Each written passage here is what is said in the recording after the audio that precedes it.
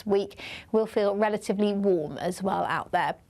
A northerly wind, however, moves in by the end of Saturday to bring quite a fresh feel to the far north of Scotland, and further showers, this time pushing further eastwards by Saturday afternoon. So temperatures in the far north just reaching the mid-teens, below average for the time of year. Further south, though, will be climbing towards the mid-20s, so a much warmer day in prospect for tomorrow across the south.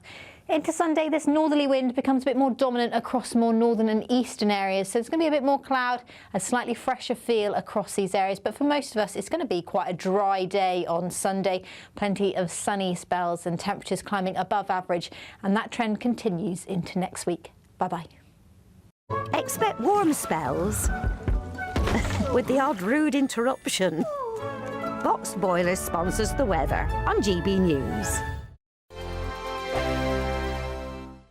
Are you dreaming of a ton of tax-free cash this summer? We want to make that dream come true with a stunning £76,543 and 21 pence in cash to spend however you like. Put a new car on the drive or just relax in the knowledge that this year we've got your back. For a chance to win, text cash to 63225. One entry costs £2.50 plus one standard network rate message. Or text bonus to 63225. 5 entries cost £5 plus one standard network rate message. Go to gbnews.com/win. Entries start at £2.50. Call 0903 686 3232. Calls cost £2.50 plus your network access charge. Or post your name and number to GB21 PO Box 8690 Derby DE1 9TT. UK only. Entrants must be 18 or over. Lines close at 4 p.m. on the 26th of June. This is a network giveaway. Entries will be pooled. Please check the closing time if listening or watching on demand. Good luck. At GB News, we love to hear from you, our loyal community. So drop us a line at gbnews.com/your say. There you can talk to each other and also to the presenters live on air. gbnews.com/your say, because GB News is your channel, Britain's news channel. From the school run to the home run, watch a new show for all of Britain. So he can say whatever he wants. A straight talking show where all voices are heard. And, you know, when are we going to stop talking about smashing the gangs and actually do it? With the stories that matter from every part of our country. There's a bit of a crash landing there for your Chancellor. Bold, fearless and standing up for you. That's me, Martin Daubney, 3 p.m. till 6 p.m, weekdays, here only on GB News. The People's Channel, Britain's news channel. Join me, Nana Okoye, for an informative, interactive news programme with a difference. It's fun. No, he didn't say that, Dave. I'm so surprised. I think there's an element of truth to that. Join me from 3 p.m. every weekend, only on GB News, Britain's news channel. Hi, I'm Michelle Dewberry, and my show is your opportunity to cut through all the noise and dive in headfirst to some robust debates. Ideas clash. Situation, isn't it? No, because the failure is you're deliberately avoiding my point. Nothing's held back. And if you think this is the end of it, wait for more. And we do not shy away from the difficult stuff. Sometimes I want to shake people and say, if only you understood. So join me on Jubes & Co weeknights at 6 p.m, only on GB News, Britain's news channel. Breaking news, live updates, stories that matter. From the heart of the GB newsroom to every corner of Britain, with our team of dedicated journalists across the UK. GB News bulletins are there to deliver the latest news that matters to you. Bulletins on GB News, the People's Channel, Britain's news channel. The GB News audience is different, it's unique, because they see through the nonsense. We want to debate with each other, we want to listen and maybe learn. We have a chat. That's what we do. We try and have a chat. They'll watch my programme while they're eating their tea, they'll watch breakfast while they're busy getting their kids ready for school. We want to hear what matters to you, what is news for you. And what's brought you out here today? What are the biggest issues affecting this particular area? The audience are the best thing about GB News. Their friends, their family. They're people who need to have their voices heard. They're passionate about the channel, they're passionate about what they believe in. The one thing about GB News is you get a chance to speak. Talk to me about why so many people have gathered here today. Do you want to say something back in return? The GB News audience is what makes GB News special. It's incredible to see. They shape our programmes, they shape our output, and they shape our channel. That's what makes us the fearless champion of Britain.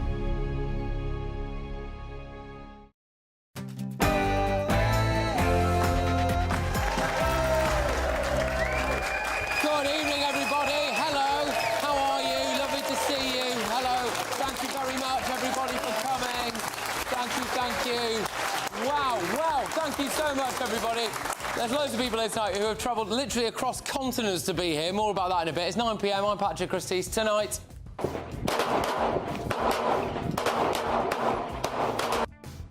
Well, it looks like Keir Starmer has left Britain defenceless.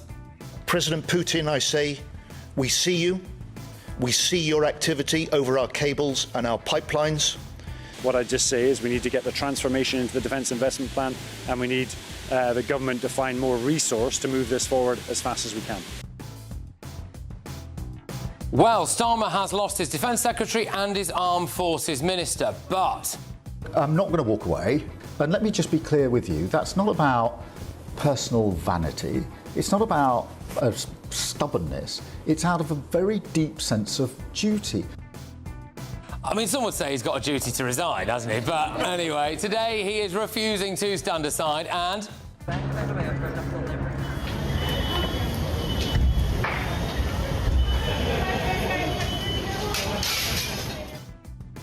Well, Northern Ireland is bracing for a weekend of potential anti-illegal immigration protest. Plus, in the last hour, actually, 4 Palestine Action activists have been jailed after causing £1.2 million worth of damage at a defence firm, and one of them caved a police officer's spine in with a hammer. But were their sentences long enough? And...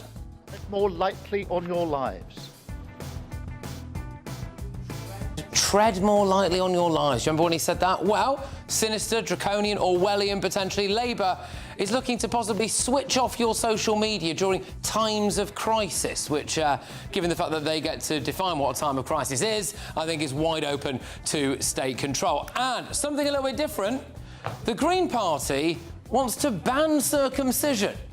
Bit weird, isn't it? I don't know. It just wouldn't be top of my list, but anyway, there you go. Also... I am a gay, and as a gay, I support Reform UK's decision to remove the pride flag, yes. So Reform is now officially the gayest party in Britain. Yeah, so more gays support Reform than any other party, apparently. And we're going to try and find out why that is, what's going on there. On our panel tonight, we have got former political advisor to the Tories. It's James Price. We've got political commentator Emma Trimble. We've got broadcasting royalty Christo Foufas.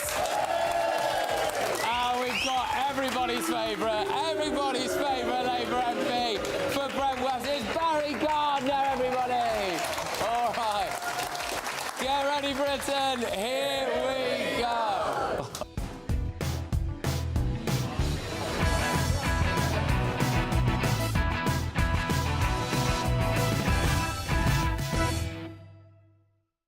The UK is ready to blow, and no, I'm not talking about Gays for Reform. Next.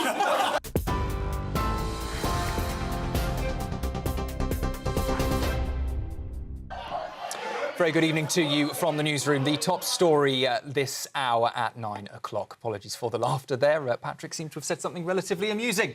Sir Keir Starmer is trying to steady his premiership, admitting he needs to turn things around after a damaging row over defence funding. It comes after John Healey resigned as Defence Secretary, followed by Armed Forces Minister Al Carnes, over claims the government's long-delayed Defence Investment Plan does not go far enough. John Healey accused the Prime Minister and the Treasury of failing to properly fund Britain's armed forces. Al Carnes said he could not defend a level of investment that he believes is inadequate. Downing Street, though, says the Defence Investment Plan is still being finalised, with the new Defence Secretary Dan Jarvis working to publish it before the NATO summit in July. Also tonight, Pakistan's Prime Minister has said the final text of a lasting peace deal between the US and Iran has been reached. Shehbaz Sharif says Pakistan has been involved in intense mediation efforts and claims both sides have now agreed the wording of a deal. It's understood that under the proposed terms, the Strait of Hormuz would reopen, the US would lift its blockade on Iranian ports, and Iran's highly enriched uranium would also be destroyed and removed from the country. 4 Palestine Action activists have been jailed today for a total of 22 years and 4 months. That's over a raid on the UK factory of an Israel-based defence firm. The group caused more than £1 million worth of damage at Elbit Systems near Bristol. The attack left a police officer with a fractured spine. Well, our national reporter Will Godley is outside Woolwich Crown Court for us today, and he's been following that case. The judge here ruled their criminal damage conviction was terror-related after they caused extensive damage to an Israeli arms UK factory back in August 2024. Well, that ruling is believed to be a UK first and the subject to large-scale protests today. More than 70 people, protesters, arrested by the Metropolitan Police today, unhappy with the judge's decision, which has seen 4 Palestine Action activists sentenced to jail for a lengthy period of time. In sport, Ghana midfielder Thomas Partey will miss his country's opening World Cup match this week against Panama after being denied entry to Canada. FIFA says the former Arsenal player, now with Villarreal, had his visa application refused by the Canadian government. It's after Partey had pleaded not guilty to 7 charges of rape and 1 of sexual assault, relating to allegations made by 4 women between 2020 and 22. The 32-year-old is due to stand trial next year. FIFA has said it is not involved in immigration decisions for host countries and that governments decide who receives a visa and who is allowed to enter. And Elon Musk has become the world's first trillionaire today after SpaceX's blockbuster stock market debut sent his estimated fortune well past $1 trillion. SpaceX's sky-high valuation and Musk's 38% stake in the rocket company has now launched him into financial history. That IPO is also being billed as the biggest ever, with SpaceX aiming to sweep past the record set by Saudi Aramco in 2019.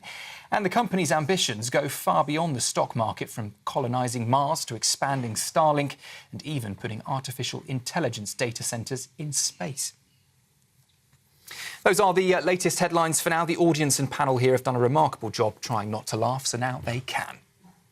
Tune in to GB News Radio wherever you are. Online, on DAB digital radio, on TuneIn, on Radio Player, on Nation Player and on your smart speaker. Just say, play GB News.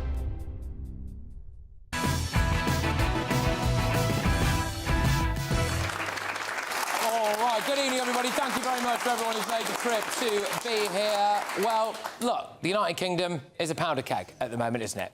This week in Northern Ireland, we did see a violent knife attack in a Belfast street. First, the police said the suspect was Somali, then they said he was Sudanese. First, there were reports that he flew directly from Sudan into Paris and then into Dublin. Then they said he travelled across the land border in Africa and then got a boat across the Mediterranean. Look, it's chaos, isn't it? It's absolute chaos.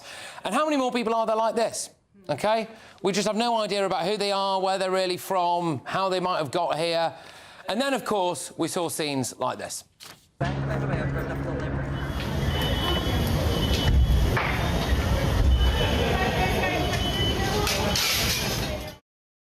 Now, look, I hope it goes without saying, but I'll say it anyway. A lot of that behaviour cannot be condoned. You know, going door to door, setting fire to people's houses, all of that stuff is absolutely terrible. Violence is never the answer.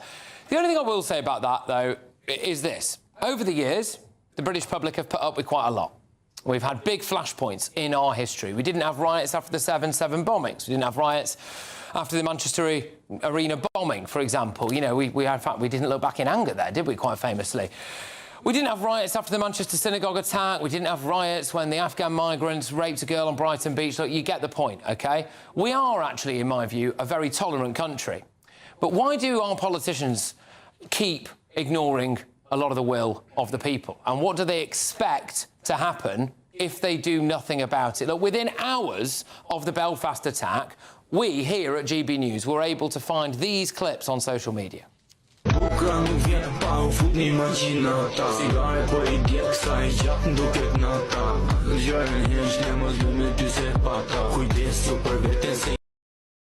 apart from the absolutely banging music on that, of course, this is people smugglers openly advertising on social media that they can get illegal migrants into Dublin, then into the UK. So how come we can find that within minutes, but our security services seemingly can't? 2 days after that attack in Northern Ireland, a journalist from the Daily Telegraph got on a bus from Dublin to Belfast, which is the same route that this bloke is supposed to have taken. And there were illegal immigrants on that bus that he got on. There weren't any checks. Apparently, this is in his report in today's Daily Telegraph, When they got to Northern Ireland, the asylum seeker asked him for directions to the asylum processing centre. I mean, it's ridiculous. You know, last night the Bell Hotel in Epping was cleared of these asylum seekers. OK, all right, fine. But where are they going? See, this is the thing, isn't it? Possibly to houses of multiple occupancy, maybe to your street. Today we learn that the asylum backlog is at a record high now. Nearly 87,500 appeals to overturn failed asylum applications have been lodged by the end of March 2026, which is a 70% year-on-year increase. There are currently more than 123 cases just in the system. And where are they going? Well, look, they're not going back to where they came from, are they? We know that. They're not going back to continental Europe. And all we hear from our politicians is the same guff, isn't it, every single time? Like the First Minister of Northern Ireland, whose first instinct after the horrific attack is to say this. Today, the debate today is about our society, about our inclusive society, our welcoming society. Our conversation today is about our thoughts are very much with that gentleman who finds himself a victim of that violent and horrific attack last night. Our thoughts today are about creating calm in our society. So I think the message from here, from this platform, is very consistent, and I have no truck with your fake news. Yeah, she called our reporter Doogie Beattie fake news, and her first instinct, though, is quite telling, isn't it? To talk about inclusion and diversity and what a welcoming society we are immediately after an attack like that, before she actually said anything about the victim, which is fascinating. Sky News said that, actually, there isn't a problem because the people treating the bloke that had just been attacked in the street, well, they are probably immigrants as well. Belfast Telegraph pointing out that the man whose life was attempted, well, the attempt was made on his life yesterday, is probably being treated in a hospital by a foreign national. This just achieves absolutely nothing at all. Bit of a weird thing to say, really, I think, given everything that's just happened. But our politicians and the establishment media have created a situation that is so bad that people have stopped caring now about moderating their language and moderating their behaviour. And that is quite a dangerous situation to be in, isn't it? A lot of those woke politicians and the woke media outlets, they've lost their control. I think they should probably stop talking about inclusion and diversity and actually just do something about the problem, because this country, I fear, is ready to go off, and they can't really say that they weren't warned. But let's get the views of my panel before we go to the audience here. Yeah, I mean, look, Christo, I'll start with you on this. Whilst obviously not condoning any of this kind of rioting, or whatever you want to call it, can you understand the level of public anger? I think it's entirely predictable, and it doesn't make it right. I mean, I think that it's good that we all have that caveat when we talk about this. No one thinks that violence or attacking people is right. It's absolutely wrong. But what you can do in a society, and if you have leaders that aren't morons, which unfortunately we don't, is predict what kind of actions are going to lead and what kind of circumstances are going to lead to this kind of unrest. And the thing that irritates me the most about this is that the hypocrisy around it, because this is about people feeling unsafe and people feeling angry. Now, it might be justified. It might be that there are reasons why their feelings are disproportionate. We don't know until you engage with those people and talk to them. When it comes to other things like Black Lives Matter or other kinds of conflicts, we are obsessed with people's feelings. People don't feel safe. People feel like there's been injustice. Feelings are so important. But when we talk about the feelings of these people, oh, no, they're all far right, we should ignore them. Like, even this week, there was the story about the England flags in the West Country, and the council and the authorities there saying, sorry, that might make people feel unsafe. Feelings are so important in certain situations, but when it comes to actually a community that has been rocked by this horrific crime and them feeling angry and unsafe, oh, well, in that case, we don't want to engage with them. And that's why it's hypocrisy. OK, all right. Emma, I'll bring you in on this, because the thing for me would be like, you know, after we've had this incident and it comes off the wake of the Henry Novak body cam footage and all of that as well, you would have thought that the politicians and the police in Northern Ireland would actually do something about this. But they are not stopping any of these adverts online. They are not checking the buses full of people still. They're not doing anything about it. And that is part of the reason why people are so angry, I think. Yeah, and politicians, as they did after the murder of Sir David Amess, they always deflect and try to make it about what people are saying on social media about these things, that people are having the gall to just observe what's happening and to be angry about it. But what do you expect is going to happen if you allow in all of these undocumented illegal migrants into an area that is already riven with sectarian division?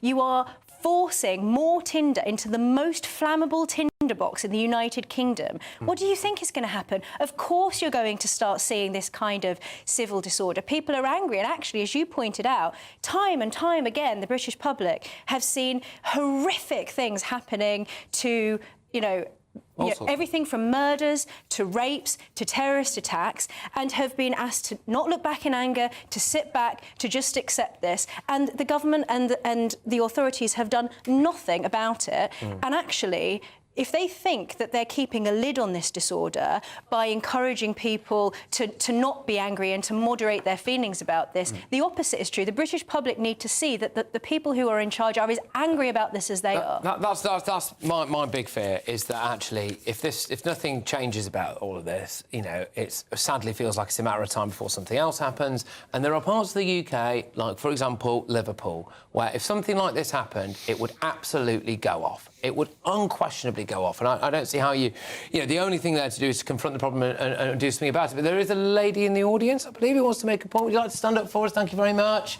What would you like to say on all of this? Well, Christo and Emma basically have already... Is this on? It is on, yeah. OK, sorry. I've said it all. You can write to your politicians, you can go on social media and make your point, you can go on protests, whatever. But for years now, nothing is being done. People are not being listened to. And out of fear and desperation, sadly, these things start to happen, like in Northern Ireland. And it is terrible. It's horrible because inevitably people get hurt. Yeah.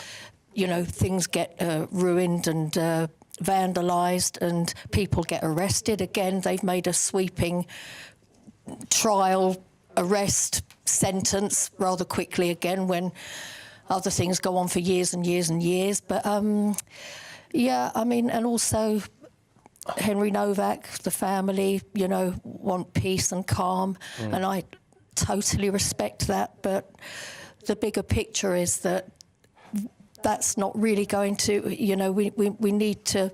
We need change. Well, this is the thing, I think. I think you've summed up the views of a lot of people. Barry, I'll come... By the way, can I just say, this lady told me that she was nervous about speaking. I was. Very good job. Thank you. And I will just say, look, it is a safe space for people. You come and say whatever you want, or whatever side of it, as long as it's legal, I suppose. But Barry, which actually sometimes it isn't. So yeah. Barry, go on. Your views. Can you understand the level of frustration? First of all, what happened to Stephen Ogilvy was absolutely abhorrent. It was abhorrent, pure and simple. And I respect the way in which his family has appealed for calm in the most difficult circumstances in Northern Ireland. You ask whether we can understand why people are protesting. Yes, I do. I understand why people are protesting because of I think the phrase you used was fear and desperation, out of fear and desperation. But these things don't just happen. I understand why people are protesting. I don't understand why they're rioting. When people are torching their neighbours' homes, when people are stopping nurses and doctors on their way to work, where they've worked for 15, 20 years, simply because of the colour of their skin, that's not protesting. That is racism, and it's racist violence when they're attacking those people. And we need to call it out for what it is. And, you said we need to stop talking about inclusion and diversity. Well, look, I'm happy to stop talking about inclusion and diversity when you and others talk about racism, because it does exist. And it was displayed in the most horrific way in Northern Ireland. You know, a black family that had lived there for 23 years, worked in the community for 23 years, going into hiding, that man with his children, because he feared that they, like others had been, would be dragged out of their home because of the colour of their skin. He's not an illegal migrant. He's not an asylum seeker. This isn't rational. It's wrong, it's wicked, and it's racist. Look, absolutely. However, what I will say about that is that I think the point I was making was that the first instinct of a lot of our politicians is to talk about, like we saw with the First Minister of Northern Ireland there, today is a day about how inclusive and welcoming we are, when they are literally cleaning the blood off the pavement outside from a bloke who had his face slashed to pieces by someone who was either Somali, Sudanese or Saudi Arabian. They don't seem to be able to know where he's from. We need to get James in, I'm afraid. OK, go on. From him, your views on this, maybe come back to Barry or what this lady said. Yeah, look, everything that Barry said is obviously correct in that specific incident. The reason why I think that there are a growth of tensions that people have around the country that will sometimes, regrettably and totally wrong, spill out in examples like that is because people are now, I think, very worried about being able to even talk about any of these issues around race or immigration, and they all get mixed up into a big jumble, right? My wife is an immigrant. I think she's pretty great. I'm pretty glad that she's here, for example. There's a world of difference maybe between Mrs P or the doctors who we're talking about and the people who are coming across the border and trying to chop people's heads off, right? I don't think that's a very controversial thing to say, but every time someone tries to make a very rational criticism or complaint about the great general scale of mass immigration, about the big cultural challenges that people from very different walks of life bringing into this country, the scale of it, where you're going to have these people live, the healthcare provision, anyone tries to make any rational criticism about that, absent there being an actual beheading going on, and there are some people in society who say, no, can't talk about that, how dare you, don't you know they're all nurses, they're the best of us, not like us evil, awful white British people or black British people or whatever else it may be. And not being able to have that conversation, being made worse by the fact that you might get social media being turned off, or any time that something truly horrific happens, there is a deflection from the horrific literal beheadings going on to the broader issues, is why people are so frustrated, because they don't feel their voices being heard. Yeah, OK. All right, well, look, we're going to return to this a little bit later on because of what James just said there. The response to this appears to be, again, OK, we need to clamp down on social media, as opposed to maybe clamping down on what's literally going on at the border at the moment. But sorry, Patrick, you just asked the audience why is it that GB News can find those and why can't the government close them down? So you've got to be consistent. You can't say on the one hand the government should have closed them down, and on the other hand say the government shouldn't be taking control of social media. People like me retweeting a video of the beheading. What they don't want to do is stop adverts for human traffickers telling people how to come into the UK. That's the difference. I think they do want to stop those. I've handed literally hundreds of videos to the government, to the Home Office, to Border Force, to the National Crime Agency, and these human traffickers are still operating online. Yes, of course, and they spring. You close one down and they spring up again. It's the same account. It's I'm sorry, it's the same account. It's ridiculous. By the way, but it's the social. Come on, Patrick, be fair, because it's the social media companies that control whether those accounts go online or not. It's not the government. Well, look, I'm glad that we're having another chat about this a little bit later on in the show. Anyway, right, it's time now for the Great British Giveaway. It's loads of cash. Here's how you can be in it to win it. There's just 2 weeks left to make your summer sensational, as we're giving you the chance to win a simply stunning £76,543.21 in tax-free cash. That's cash that could go towards family treats, spectacular summer days out, or give you the chance to chill out and relax somewhere like here, the Imperial Island Resort in Paphos. You really could be our next big winner with a whopping £76,543.21 in your bank. But hurry, there's just 2 weeks remaining. for a chance to win £76,543.21 in tax-free cash. Text cash to 63225. One entry costs £2.50 plus one standard network rate message. Or text bonus to 63225. 5 entries cost £5 plus one standard network rate message. Go to gbnews.com/win. Entries start at £2.50. Call 0903 686 3232. Calls cost £2.50 plus your network access charge. Or post your name and number to GB21 PO Box 8690 Derby DE1 9TT. UK only. Entrants must be 18 or over. Lines close at 4 p.m. on the 26th of June. This is a network giveaway. Entries will be pooled. Please check the closing time if listening or watching on demand. Good luck. OK, next up, look, the other big story of the week. Britain's defence is in a very sorry state. I am wondering now whether or not we're going to have to bring back national service. Let's talk about it when we come back.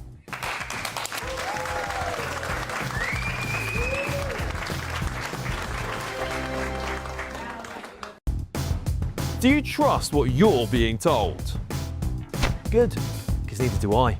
Those are just facts. I'm Alex Armstrong, and on my show, we'll expose the spin. Well, I want to answer that, because you didn't let me last time, because you always speak over me. The broken promises. To deny that is denying the truth. And the hypocrisy. Needs to stop. We can allow. Politics, policy, parliament. Nothing is off limits. No sugarcoating, no fear of offence, just the truth laid bare. Tune in every Saturday and Sunday at 9 p.m. for Alex Armstrong Tonight, only on GB News, Britain's news channel. At GB News, we love to hear from you, our loyal community. So drop us a line at gbnews.com/yoursay. There you can talk to each other and also to the presenters live on air. gbnews.com/yoursay, because GB News is your channel, Britain's news channel. Westminster's full of talk, but out here, it's the real world. Am I allowed to talk now? No, that's it. This is where it matters, real people and real lives. That's what politics is all about. The fact is Trump made a good start, no. Straight answers, no spin, and just a couple of pints. How many fingers have I got up? About 10. So join me for Lee Anderson's Real World every Friday at 7 p.m. only on GB News. The People's Channel, Britain's news channel.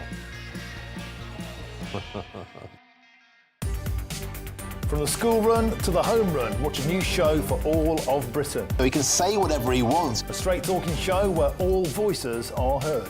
And, you know, when are we going to stop talking about smashing the gangs and actually do it? With the stories that matter from every part of our country. There's a bit of a crash landing there for your Chancellor. Bold, fearless and standing up for you. That's me, Martin Daubney, 3 p.m. till 6 p.m. weekdays, here only on GB News. The People's Channel, Britain's news channel. Breaking news, live updates, stories that matter. From the heart of the GB newsroom to every corner of Britain, with our team of dedicated journalists across the UK. GB News bulletins are there to deliver the latest news that matters to you. Bulletins on GB News, the People's Channel, Britain's news channel.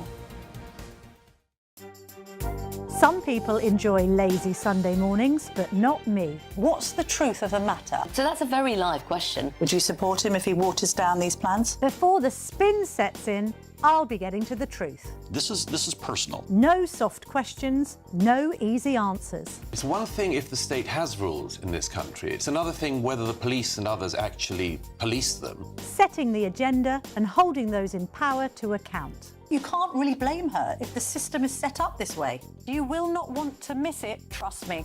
The Camilla Tominey Show, Sundays from 9:30, only on GB News.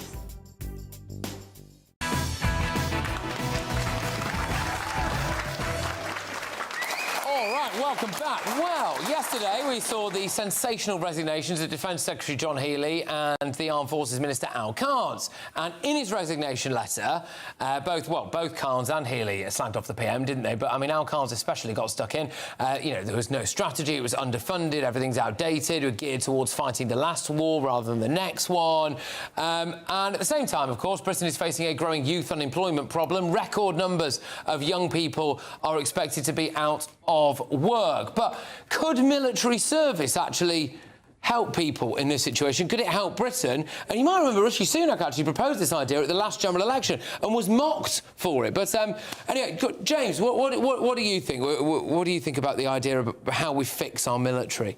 Well, you've got a situation in which Donald Trump has got $1 trillion budget for the military in America and is talking about raising that to a $1.5 trillion budget because they have done a lot of wargaming and they see the amount of money that the Chinese Communist Party for the PLA there are spending on their army. They see the threats around the world. They're obviously already trying to take steps to weaken their own enemies, either in their own backyard or in the Middle East, of some of the most awful regimes in the world. And meanwhile, Britain is incapable of even defending our own borders. And I'm not even going to make a political party point on it because the Conservatives didn't do nearly enough on this in government either. I don't think anybody has done enough on funding the military since the days of Margaret Thatcher. And we took this so-called peace dividend from the end of the Cold War and spent it all instead on welfare and massive debt and have got almost nothing to show for it.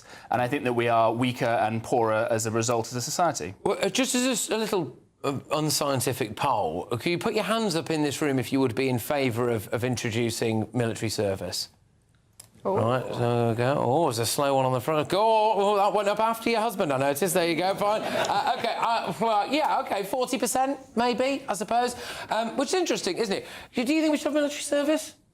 I think it would be a good idea for the British public to be properly trained in the sorts of skills that you need in the case of a war. If you need to have some kind of universal or partial conscription, I think it would be a very sensible idea. And also, I think it would probably be good for young people to have some kind of, you know, when you leave school, even if it's not full-time, if you're going into some kind of, you know, reserve role and learning those skills that you'd need. You have a similar thing in other countries, so why not? And especially, I think, at a time when you're seeing this sort of the way that the government is choosing to spend money is just frankly despicable. So at a time when we know that young people are having jobs taken away from them by people who are coming from abroad, the government is offering to pay businesses £5,000 per person they hire from abroad. That's all money that could go into the army, and it would be a good thing for young people as well to learn those skills and probably help them in the jobs market. Why not? It's about more than just skills as well, though, I think. Society at the moment, maybe you could get called up for jury service. I've done it and it took 2 weeks. It wasn't very fun. It wasn't very pleasant to watch some of the footage and all the rest of it. But it's something that you do. Yeah, I think there is a moral responsibility for people to vote. But what else is there really, other than like not littering, that we have as a society now that has a sense of responsibilities as well as rights? Yeah. And so having more things to make people have a bond in and to realise the more that you give to others and serve for others is better than just what can I have instead. I think that's a moral benefit as well. I'm not going to put anyone on the spot, but I'm going to say there is a young lad with a GB News cap on there who hand was very quick up about you supporting military service, and you are quite young. If you want to, at some point in a few minutes, I would be really keen to know why you would be in favour of military service, but you don't have to do it. You don't have to do it. You've got the sign-up forms as well, haven't you? Yeah. So, look, I'm aware there's those different angles to this. You know, we're going to be talking about the prosecution of British veterans at 10 p.m. We're going to be talking about all of that. But if our military is in such a dire state as it is, the submarines aren't working, the aircraft carrier's not working, we couldn't get a frigate across the Mediterranean, we had to rely on the French, we had to borrow a German warship for NATO. You know, I worry that we are going to need to reintroduce some form of military service. I think that... You'd fight, wouldn't you? I would fight. I want to fight now. In fact, do you know my solution? I was thinking the other day, the solution to the migrant crisis is actually that we invade France. I think if we just did that... Yeah. I love the fact that's got a round of applause. I love that they love it. They love it. Yeah, just invade France. That's why we introduced income tax in the first place, right? So either abolish income tax or invade France. That's a fair deal. Let's start with France anyway, and then if we have any other problems with any other countries, we start moving further. For the first time in his life, Patrick has lost control. But no, that aside, though... Qu'est-ce que veut dire? I don't... Non, pas du tout, hein? Ils sont fous. Complètement fous. Mange two, petit bois. Are you on to the person who... It was the French ambassador, don't worry about it. It might have been the person... I told him you were all mad, it didn't matter. I thought it might have been the person that ran France, Bridget. Basically, the problem is, I think, that if it wasn't... I don't think it should be compulsory. I think you should make it the most fantastic career choice. I think you should make it that young people really want to, because they get amazing skills. I think employers should be incentivised that if you've done military service of some kind, that then you employ people afterwards. The problem is young people think that the UK is a racist, colonial, like awful empire-orientated, Nazi-adjacent state. So I'm not sure many young people no would want to. tuition fees if you serve in the army. We're going to go. So we'll hear from Barry in just 1 second. There's a gentleman here who has got the microphone. Sir, what would you like to say about this? Well, I did some military service, but he just stole my thunder. Oh, well, you want to invade France too? Yes, absolutely. But trying to get young people to do something they don't want to do is almost impossible. And when I did it, I volunteered. I had a great time, just like you said. I did things I thought I'd never do.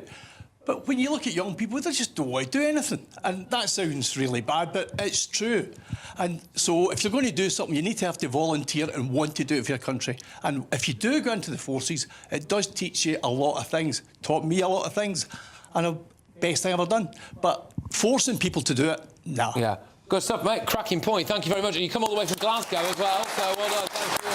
Right, Barry, sorry, I've been relatively snappy here, but you were in favour of military service. Yeah, fellow Glaswegian, but I disagree. Look, I actually couldn't understand any of that.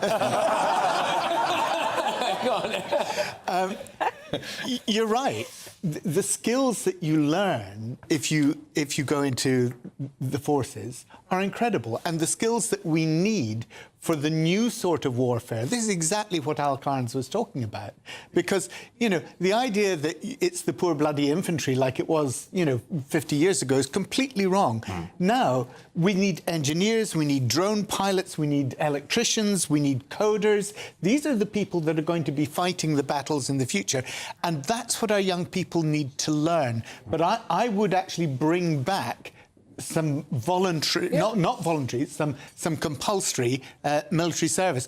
In fact, national service. You could do it either in the military or you could do it in some other way. But I think giving people those skills as a young person, it trains them for life, not just for being in the military, but for jobs. It wasn't just Rishi Sunak's, and you're not going to like this. In 2008, it was Ed Miliband. Really? Yeah. Gosh. Which army did he want them to sign up for? Nice, well done. OK, all right, OK, look, when we come back, something a bit left field here, but this just really stood out to me yesterday. It was a funny one, this. Zach Polanski's Green Party is reportedly discussing a ban on circumcision in Britain. We're getting the thoughts of whichever audience member is brave enough to talk about this when we come back.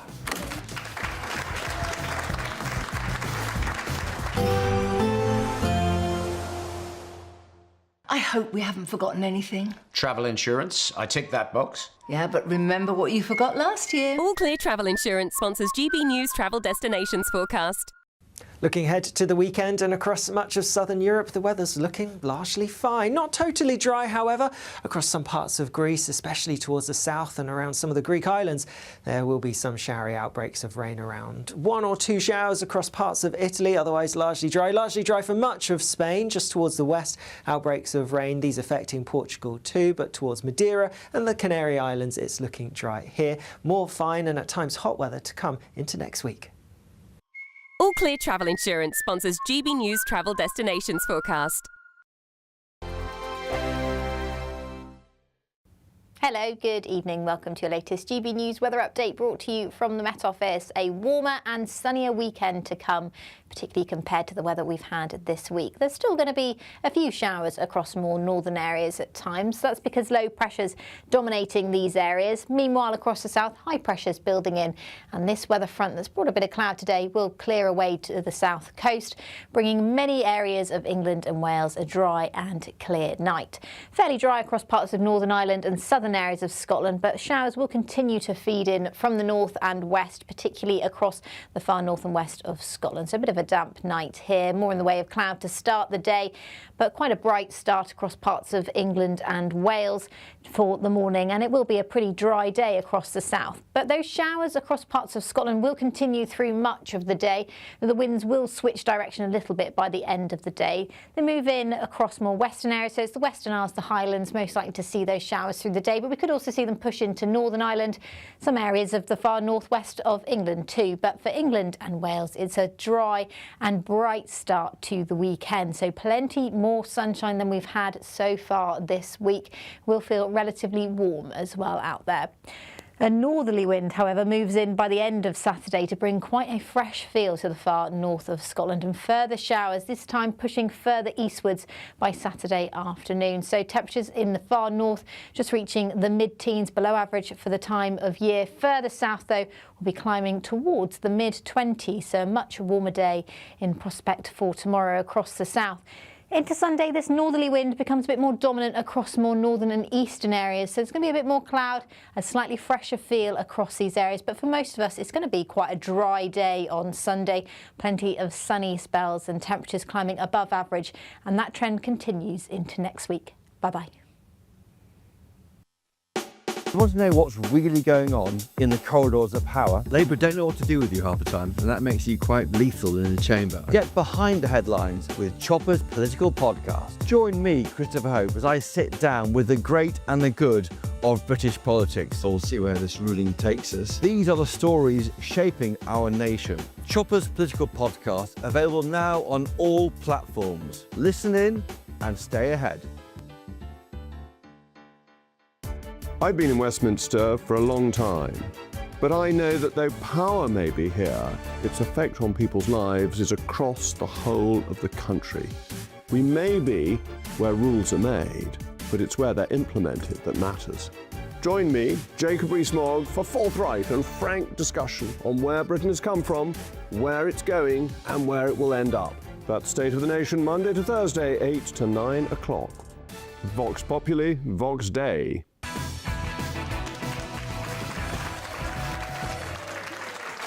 Welcome back, everybody. Right, OK, here's a phrase I never thought I'd say on national television. Barry, thank you very much. We're live on air. Should we ban circumcision? Well, it's been revealed that the Green Party's Health Policy Working Group is considering a policy that could effectively outlaw circumcision. A new consultation is looking at whether the rules should be tightened so that parents can only consent to an irreversible surgical procedure if the child's needs are deemed to be medically necessary. But could this amount to the state interfering in long-established religious and cultural traditions? Well, let's get the thoughts from our panel. James, I'm going to start with you because you apparently do have some quite strong views on this. Well, I've never really had to consider it too much, fortunately, before the wonderful Mr Polanski did this. And I suspect that it's yet another one of his policies about how much he has a loathing, clearly, for the Jewish people of this country in general, because he said we need to have a list of all Jews or all Israelis, perhaps, I think he tried to technically say about this. He might not be quite so thrilled to realise that circumcision is so common amongst Muslim countries and populations as well. But I certainly think that this idea that it's very normalised that when a young boy is born, you look down at this little bundle and you go, look at this creature, it's almost perfect. Hang on a minute, pass me some surgical device. I need to go and do a quick 1-2 on his bits. I don't think that's a particularly in the abstract normal thing. And if I would dare say, if we waited until someone was 16 or 18 for this to happen, I imagine that some people might have some different decisions about whether they wanted to have it done to them. I mean, the thing is, we talk a lot, rightly so, about things like FGM and all of that stuff and how that's, obviously horrific, right? So what is the difference there, really? Well, I don't know. I've actually... The only thing I've written to this is MGM, and I'm not talking about a movie company, I'm talking about male genital mutilation, because that's what this is. I think that circumcision is absolutely barbaric, and I think it should 100% be banned. If someone wants to, at age 16 or 18, do it, then absolutely great. But you permanently are changing someone for no reason whatsoever than for religion, which is a choice. And also you are permanently changing that man's ability to enjoy a more enjoyable sexual relationship, because you are, without going into too much detail. Christo, yeah, you're reducing the enjoyment, and I think that's absolutely outrageous. Emma, this is mostly a religious thing, isn't it? So you're religious. What do you make of this? Well, in the United States, circumcision is actually very common, and it's a kind of cultural thing, not just... Right. What I find so interesting about this is that who is this trying to appeal to from the Green Party? Right. Because on the one hand... Me and Christo. Muslims obviously are circumcised, but since when did the Green Party care about children having irreversible surgery before they could consent? Actually, yes, that's such a good point, because they are very pro-trans, aren't they? Who's it playing to? I'm not sure. That is good, interesting. isn't she? She's good, isn't she? So, OK, yeah, all right. But so if the child waited till they were 6, they could, like, just literally cut it off completely, I suppose. But from birth, no. Barry, what your views on this? I have to apologise to the Greens. I'd always considered that they were a party that was navel-gazing. I was about 12 inches too high.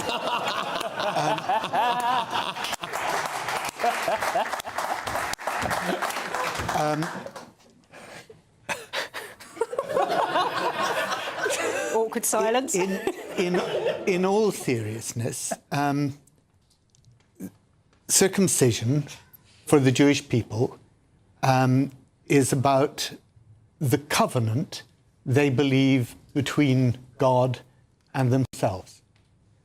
And therefore it is a matter of religious practice, and I think it's important that we respect that in a multicultural society.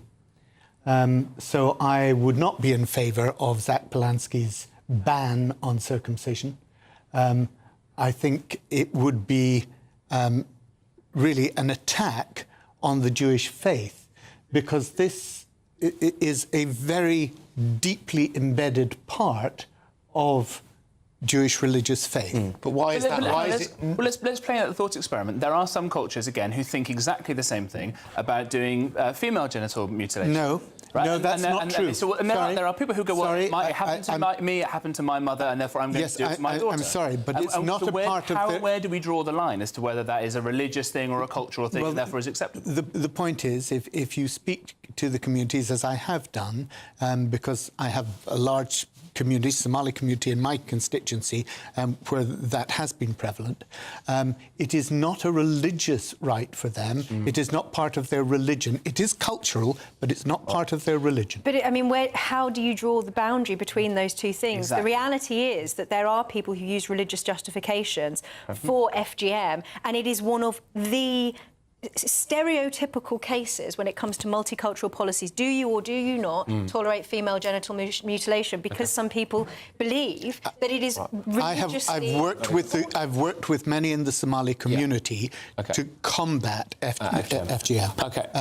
So nobody has ever come to me and said, you don't understand, Mr. Gardner. This is a religious practice. Combat FGM but not combat circumcision? Well, we've got to go. I tell you what, we can talk about this in the break, can't we? Keep it light. So, anyway, a Green Party spokesperson has said our policy working groups are made up of members who work autonomously on policy exploration and formation projects. This is not party policy. The only way for anything to become party policy is to vote on it at conference. Tell you what, our conference is going to be fruity, isn't it? But coming up next... Why are you gay? Who says I'm gay? You are gay. Well, a new poll found that Reform UK are attracting huge support from Britain's gay community. We're going to try and find out why that is next.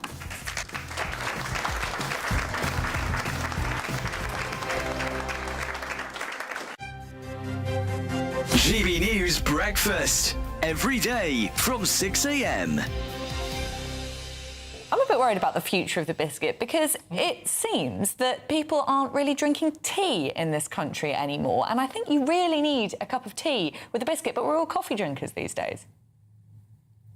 Yeah, I mean, this might be a bit controversial, but I like a cup of coffee with a biscuit. But so I think it's fine. I think it's just, you know, things can kind of develop and change, and that's okay. But I think what doesn't change is that biscuits are such a sort of important part of the kind of bedrock of our culture. I mean, we eat more biscuits as a nation than any other nation by some margin. So, you know, and I think they're about sharing and connection as well.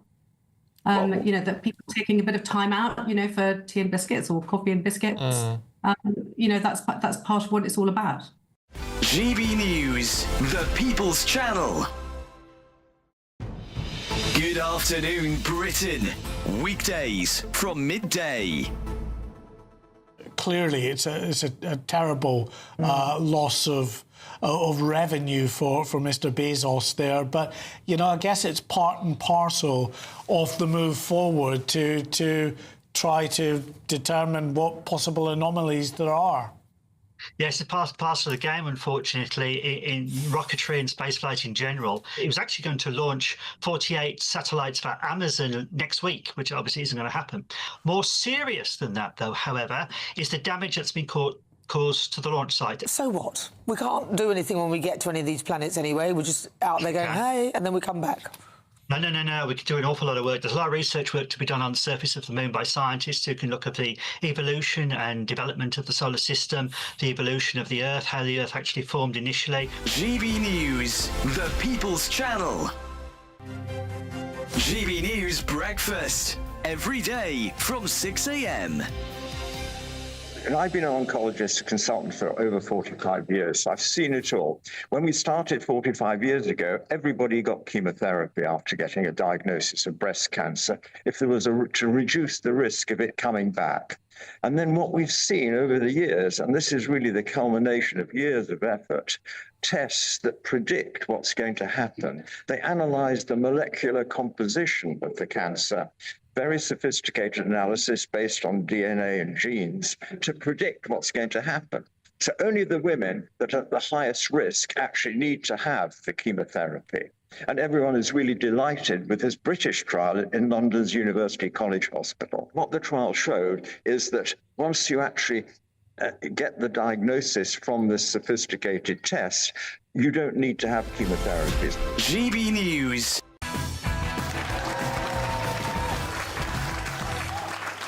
Welcome back, everybody. OK, so a new poll suggests that 25% of gay and bisexual men will vote for Nigel Farage's Reform Party. So why is the party described by some of its critics as, you know, socially conservative? It's got, you know, it's all kind of anti-gay or whatever some of the people say about it, isn't it? It seems to be getting more support from the gay community than any other political party, which is fascinating. Why do we think this is? Who should I go to first on this? I don't know. I don't know. Christo! What? Just picked out random there, mate. Why do you think this might be in your view? You know? When I went to the Reform conference, it was like Pride on steroids. I swear, honestly, there were more gays than Lady Gaga's address book. It was absolutely gays everywhere. And it surprised me as well. But then I thought, actually, there was a big GB News party there, because the GB News did, like, parties at all of the party conferences, actually, as well. Do you know, I saw you at that party. I took a photo, actually. Should we see? Oh, no. He's done the thing where he makes an A. Thank you for putting abs on me. There you were. Brilliant. The GB News. That was the Reform disco. Thank you, mate. You were very popular there that night, actually, Patrick. Very popular indeed. The likeness. That was good. Yeah, no, it was brilliant. I went down well. I'm always the one. Yeah, you went down very well. You always do. No, but seriously, I think that, on a serious note, I think it's because they are the most... I can be serious now. They're probably the most Thatcherite party, and I think a lot of the gays are entrepreneurial. They don't want the state involved in their lives. They just want to get on with things. I think they're worried about certain amounts of extremism. So I think that's why, like, Margaret Thatcher was the biggest gay advert absolutely going. I mean, look at the hair, look at the ankles. So I think I mean, she didn't love the gays in the 80s, but she attracted a lot of gays into the Tory party. So I think it's those values. Do you think there might be a chance here that actually some members of the gay community are just quite concerned about the importation of people from certain cultures where they want to throw them off buildings? Well, that's what I said about extremism. You know that to make it very unpleasant again, and thinking about this beheading that happened, or this attempted beheading, this wasn't even the first beheading or attempted beheading that happened in Northern Ireland in the last few years, because 2 gay men were beheaded in Northern Ireland a few years ago, and a third was attempted beheading by someone about this. So I wonder if maybe you've got a point here, that the idea of importing lots of people who don't have a very positive view about gay people might make you a little bit worried about your own personal safety. I mean, that on was top of the fact that Nigel Farage is obviously himself wonderfully camp. That was motivated by the sexuality of the victims. And it's not just that. I think it might have a little bit of something to do with the fact that Reform are the only party that know what a woman is and what a man is. And it happens that for gay people and lesbians, that's a little bit important, isn't it? Yeah, it can be, yeah, absolutely. Barry, talking of being wonderfully camp, go on, what would you say about this? Because Labour have lost the gay vote, Barry. Labour have lost every vote, it's all right. Can I just point out that Reform at the moment are nationally polling about 25%. So is it any wonder that 25% of the gay community are supporting reform? It just means that they're the same as the rest of the population. But there isn't a disproportionate amount of gays supporting any of the other parties. I think, isn't that the point? No, but if you're asking in a poll, which is what this is, who do you support, then if you ask the population, 25% of the population are saying, I'm going to support reform. And if you ask the gay population, which party do you support, 25% of them are saying, I'm going to support reform. I don't find anything strange in the statistic. I do think it goes slightly underreported how actually there are serious numbers of very conservative members of the gay community, actually. But anyway, right, when we come back, we are going to be talking about whether or not Starmer has thrown defence under the bus. Big story, this. Expect warm spells with the odd rude interruption. Box Boilers sponsors the weather on GB News.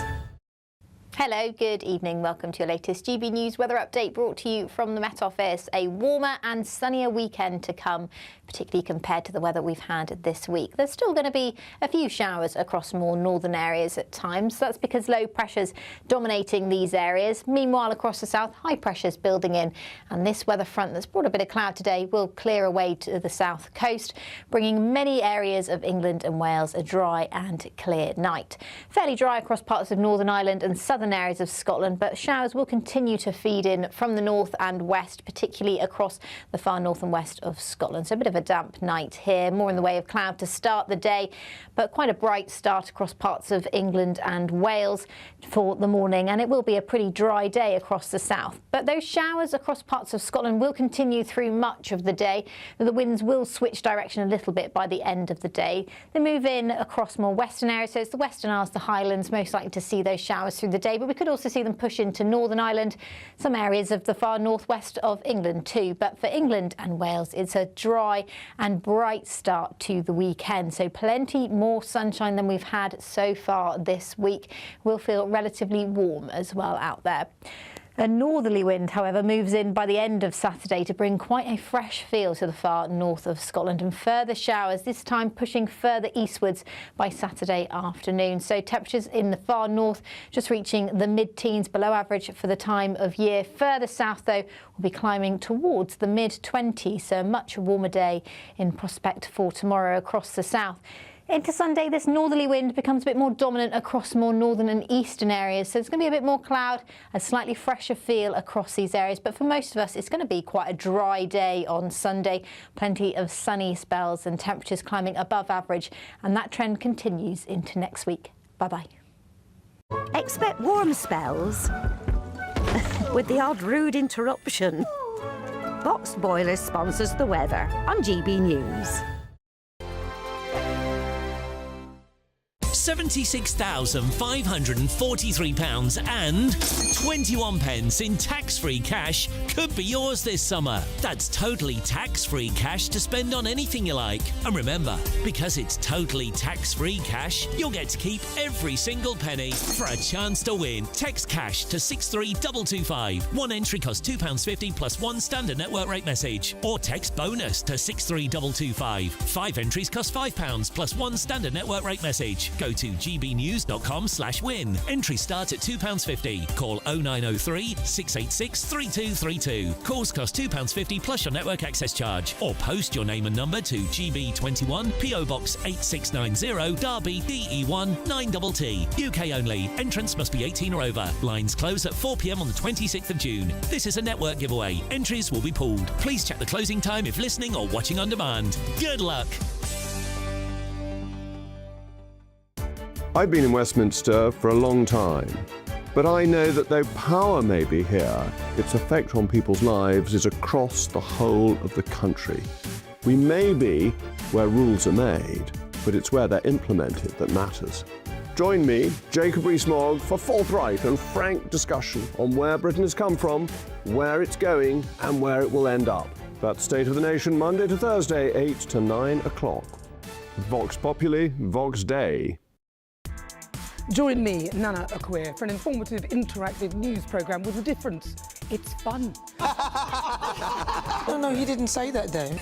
I'm so surprised. I think there's an element of truth to that. Join me from 3 p.m. every weekend, only on GB News, Britain's news channel. At the stroke of midnight, the news doesn't stop, and neither do we. Day in, day out. Forget stuffy late-night TV shows. We're giving you a front-row ticket to the centre of the political universe. Because breaking news doesn't wait for the morning. And neither do we. Join us for one of the most controversial and volatile times of politics in human history. A very big story. Big story over here. You won't get this anywhere else. The Late Show live at midnight, every night. Only on GB News. 5 hosts, 5 opinions, 5 fearless debates, 5 unfiltered takes on the day's news. 5 reasons not to be anywhere else on Saturday night. This is the Saturday 5. You got me. You got me good there. Britain's biggest Saturday night TV show. It's not a bad brand. Yeah. Uncensored. Very, very racist tonight on the unpredictable. What did she say? Can you translate it for us? And always entertaining. And how can a country go from being led by William Wallace to Saturday nights from 6 p.m. only on GB News. The People's Channel. Britain's news channel. You're going to want to stay tuned, trust me. Good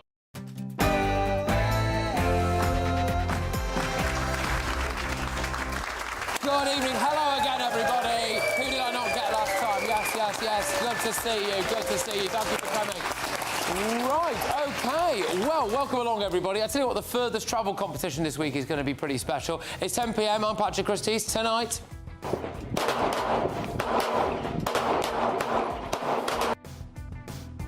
Well, this has been the big topic, really, the last 48 hours. Keir Starmer has left Britain defenceless. President Putin, I say, we see you. We see your activity over our cables and our pipelines. What I just say is we need to get the transformation into the Defence Investment Plan, and we need the government to find more resource to move this forward as fast as we can.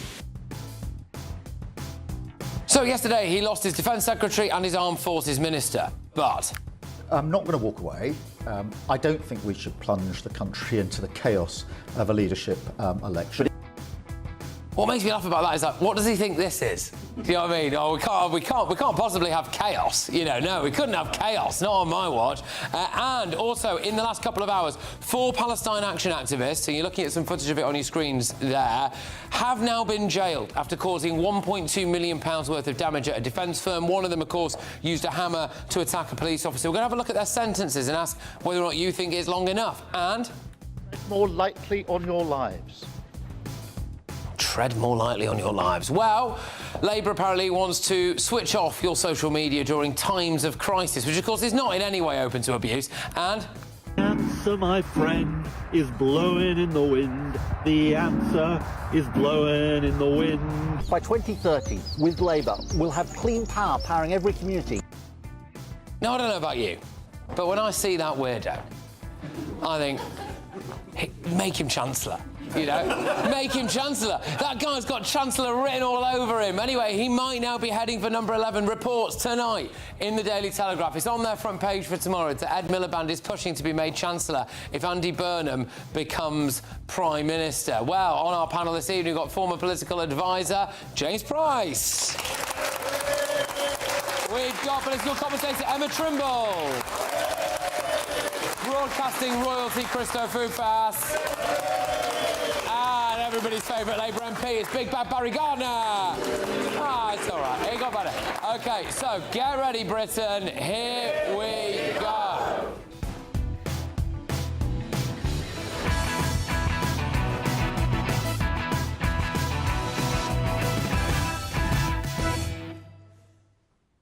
OK, so Keir Starmer has left Britain defenceless. He keeps saying stuff like this. My first duty is obviously to keep this country safe. The first duty of the UK Prime Minister is the safety and security of our citizens. My first duty, the duty above everything else, is to keep our country safe. But that's just a crock of rubbish, isn't it, really? Because yesterday, both his Defence Secretary and the Armed Forces Minister resigned. But they didn't just resign. They basically called him a pillock on the way out. Al Carnes especially, who is livid with Starmer over the decision to prosecute our brave war heroes. 70, 80-year-old veterans being dragged to court, I'm not too keen on in any way, shape or form. And secondly, is who is this playing to? It's actually playing to the Republicans, Sinn Féin. They lost the war through physical means, and now they're trying to achieve it through political means. And I don't want to see anyone rewriting history to see Britain as the aggressor or in the wrong. Solid stuff. This is all about defence spending. Now, the two people who have actually seen Starmer's plan for defence spending have resigned over it. But that didn't stop moron-in-chief Peter Kyle going on the BBC today and making a complete prat of himself. And when you see the plan, I think you'll see that we've put a lot of effort into getting it right. When did you see the plan? Well, I have not seen all of the plan, but I'm assured, and I, of course, am in touch and doing my bit as a department. Oh, my gosh. Honestly, I mean, I think the defence plan is great. Have you seen it?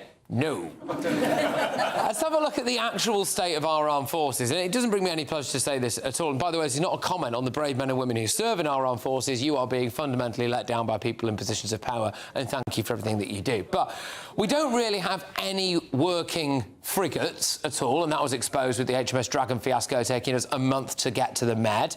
Here it is. How many frigates do we have in the fleet? We have.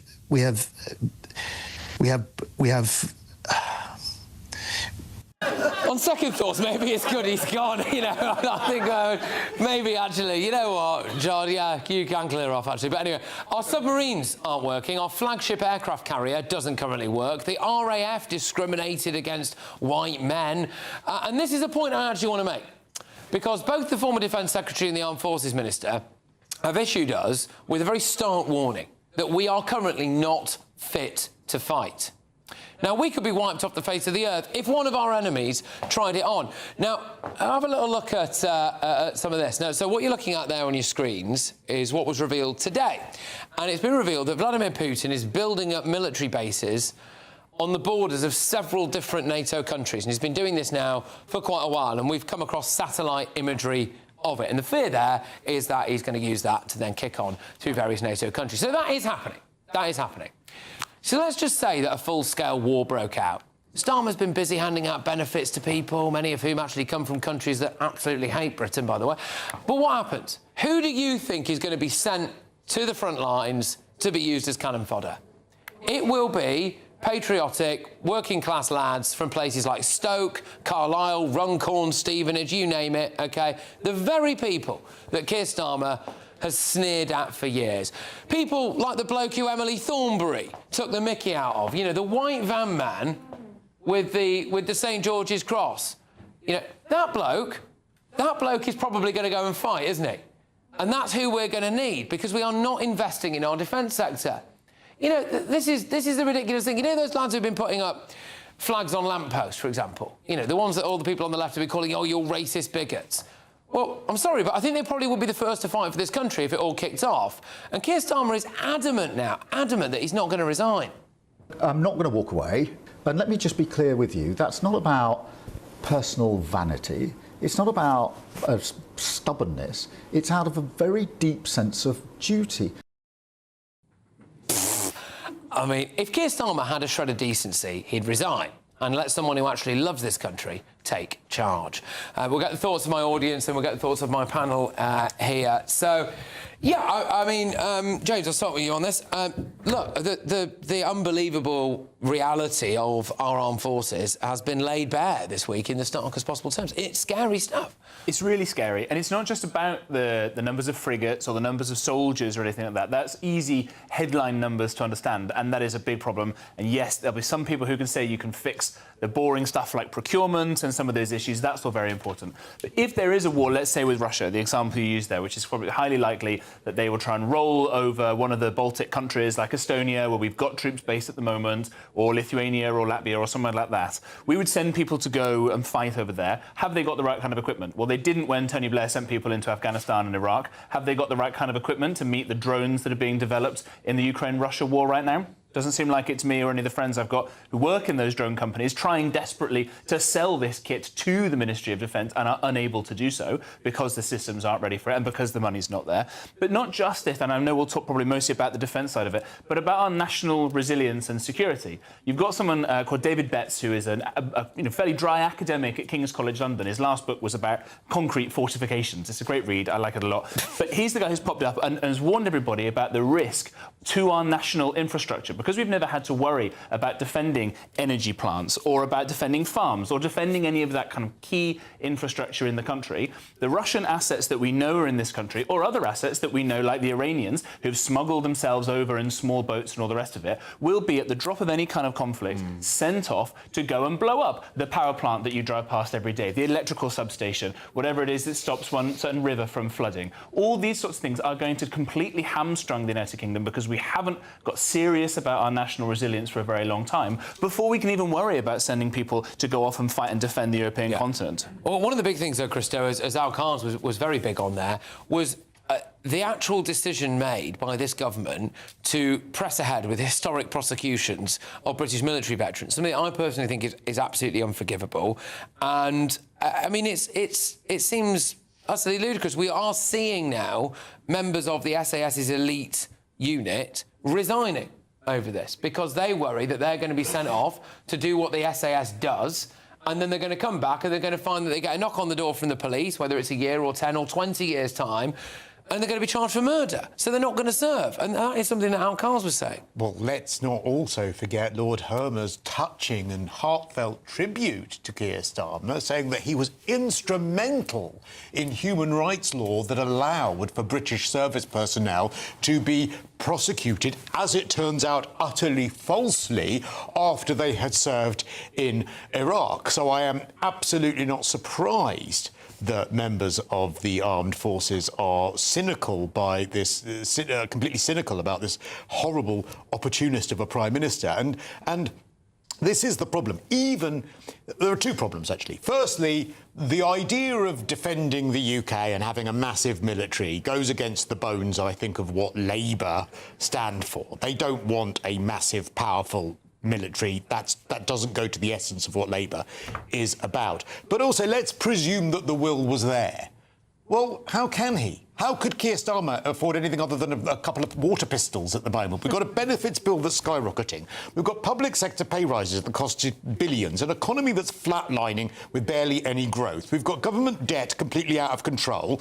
And, oh, it's OK, we can turn to America, they can help us. Oh, no, we alienated the one ally that could actually help us if the proverbial hits the fan. And why? So that he could virtue signal to his backbenchers, and then he has the audacity to say there, well, it's not about sort of his personal brand. It's not about him, wanting any kind of, self-indulgence by remaining as Prime Minister. It's absolutely about that. And what would we do? Would we tax people more to pay for the military? Yes. I mean, what else? What else are you going to tax? Should I take my jacket off? Honestly, should you tax my trousers? No one wants to see that. Do you see what I mean? It's just, so how could they, even if they wanted to? Because anything they've touched, they've turned to poo. Right. Well, there you go. I don't know how he can, with any self-respect at all, carry on. I mean, we had that whole raft of kind of residents. There's a chap with his hand up there, I think. Do you want to make a point? Yeah? Go on, do you agree with the microphone? Yeah, go on, there we go. We'll just do it straight away. Go on, sir. Well, I was going to say, even if regardless of how Labour spend the money, I don't think they have a plan for it. So they might buy more frigates, for example, or ships, but maybe it's submarines that are more effective in war. And maybe also that another point of countries having war is actually to collect money through taxation and to redistribute that. And yeah, this message is sponsored by GBNews Shop, so check out the house. Right. I'm not actually sure we're allowed to say that, by the way. That was not. I would like to say, if Ofcom are watching, which they obviously are, that was not planned, and we're very sorry if that. But thank you, nonetheless. But yeah, just on this, I don't see how we can carry on realistically here. You use Defence Secretary, you use the Armed Forces Minister. Two of the kind of only people who've actually seen this plan. I mean, Peter Kyle hasn't seen it. They've quit over it. I mean, Keir Starmer's got to try and sell this. We seem now, this is like a come and get me, isn't it? Yeah. People like Putin, China, etc. Completely. It is unbelievable. And how many times have we said, surely he's got to go now? And yet he somehow doesn't. It really sends the message to the rest of the world, as it did when the French had to come to our rescue, when we couldn't protect RAF Cyprus. It sends the message to Russia, to China, to Iran, that Britain is, or the British state is unwilling to protect its people. It is appalling that the Prime Minister has the gall to claim that he's putting the defence of this country first, that it's something that is important to him, while we can't even control our borders. Christo and James are absolutely right. And one of the aspects of David Betts's thesis is that, you know, we are a society that is starting to lay the groundwork of civil war. That how are you supposed to defend yourself if your country is beholden to all of these international, globalised sectarian divisions, where you have certain communities that as soon as something happens globally, they start kicking off at each other, rioting in the streets? How are you supposed to have a cohesive armed forces that defends your country, even if you had universal conscription?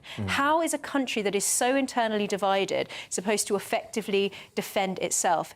And this is the point that Jonathan Hall has made this week, which is that mass migration is a national security risk. This Prime Minister doesn't take that seriously. He doesn't take our defence seriously, and our enemies know it. OK. All right. We've got... I'll put this clip to you, Barry, but there is a clip here of Keir Starmer saying, you know, he's not going anywhere, he's going to cling on. Here he is. I'm not going to walk away. I don't think we should plunge the country into the chaos of a leadership election. And let me just be clear with you, that's not about personal vanity. It's not about stubbornness. It's out of a very deep sense of duty. I was elected to serve this country, notwithstanding the difficult circumstances. That is what I am doing. And in the last few weeks, others have made their own case. I've been concentrating on the job I was elected to do, which is to deliver for this country. This is about a sense of service and duty. Barry, what do you make of that and, of course, the resignations of the former Defence Secretary and Armed Forces Minister? Well, look, there's two words that came out from yesterday. And it was in the critique that John Healey made in his resignation letter. And I know John very well. I used to sit next to him in Shadow Cabinet. You know, he's a deeply serious politician. He would not have resigned for any other reason than that he genuinely believed that there was not enough money for the defence investment plan. But the two words were unable. He said that the Prime Minister was unable to secure the money from Treasury and that Treasury was unwilling to provide the money.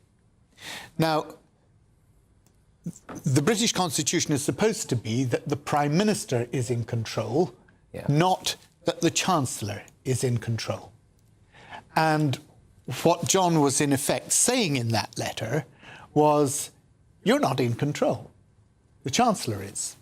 Because you weren't unwilling, you were unable to do it. You were blocked by the Treasury.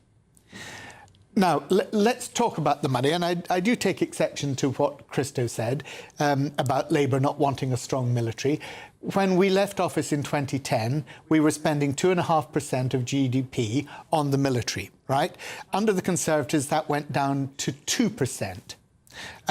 We came in at the manifesto with our manifesto and said we would raise it again to 2.5%. And since being elected, when we realised the scale of what was going on in terms of the war in Ukraine and the other issues around the world, we then said that we would raise that to 3%. So £270 billion in this Parliament is what Labour has now committed to spending on defence. That's already before you get to the Defence Investment Plan.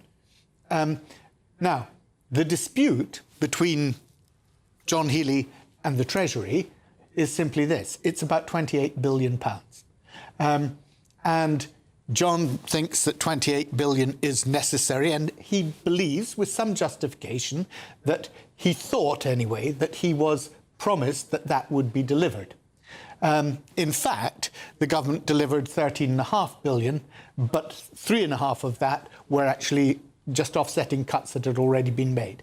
So the dispute is about 18 billion. It is also about, I mean, in Al Khan's one, he said as well that there is basically a contract between the government and members of the military that we will give you the right kit to fight. And we will also stand by you once you've finished fighting. We're not doing either of those things. And that is a bad thing, Barry. This idea of the historic prosecutions of people, you know, Starmer and Hermer brought that in. They brought that in. Patrick, there's another I think, quite scary thing we've just heard there, and I agree with a lot of Barry's analysis there. But, ladies and gentlemen, we've just heard a Labour MP say that in his analysis, and I think it's right, that the outgoing Defence Secretary of the United Kingdom has, in a public letter, openly said that the Prime Minister is not in control of the government, is not in control of the budget, and it's not actually even the Chancellor who it is, it's the officials inside various bits of the Treasury or wherever else it is. So, and those officials are preventing the United Kingdom from getting the level of military defence that it needs in a world that is getting more dangerous.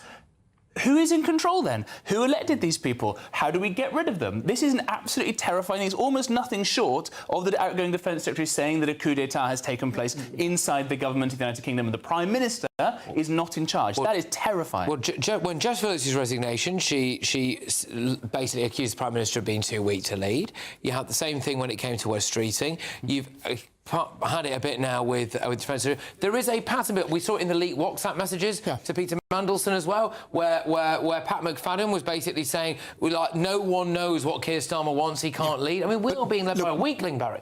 Patrick, we can make this about Keir Starmer, or we can make it about the defence of the United Kingdom and the importance of the budget. Now, they're linked, obviously, but I did want to take issue with what James had said earlier about, you know, Russia going to be moving into the Baltic states and so on. We are living in a more dangerous world, right? But that danger is not in the way that classically we think of armies invading places.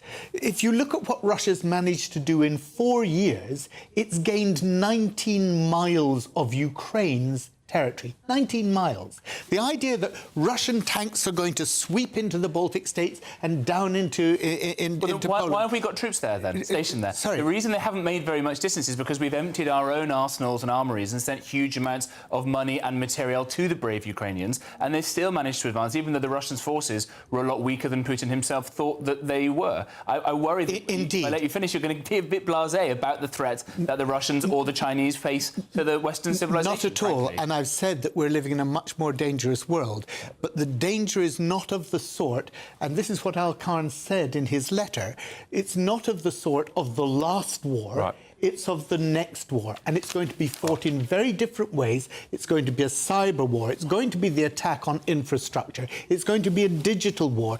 If it's in so far as it's physical shooting, it's going to be things like drones. Which cost loads of money that the Defence Secretary said we're not able to get to defend ourselves with. This is so depressing. Can we look at the gay picture of you again, please? No, I'm depressed. I really am. I'm afraid. Look, there's a lot more that we want to crack on with tonight, but I do, of course, need to tell you about the Great British Giveaway. And here to do it is Hayley Sparks. There's just 2 weeks left to make your summer sensational, as we're giving you the chance to win a simply stunning £76,543.21 in tax-free cash.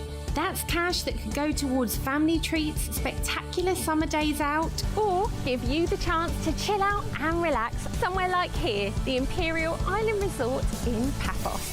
You really could be our next big winner with a whopping £76,543.21 in your bank. But hurry, there's just 2 weeks remaining.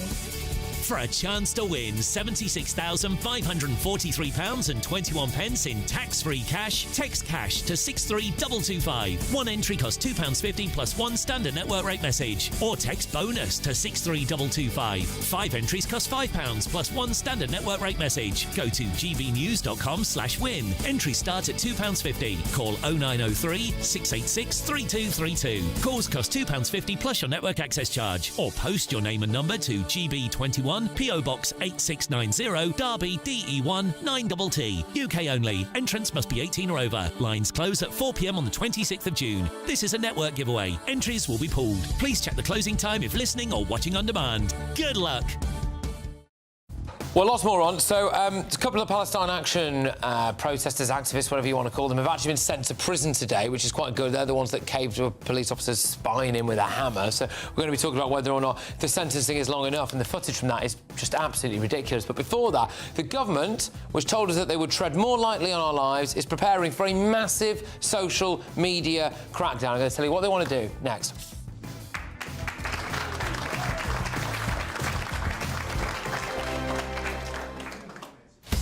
Breaking news, live updates, stories that matter. From the heart of the GB newsroom to every corner of Britain, with our team of dedicated journalists across the UK. GB News bulletins are there to deliver the latest news that matters to you. Bulletins on GB News, the People's Channel, Britain's news channel.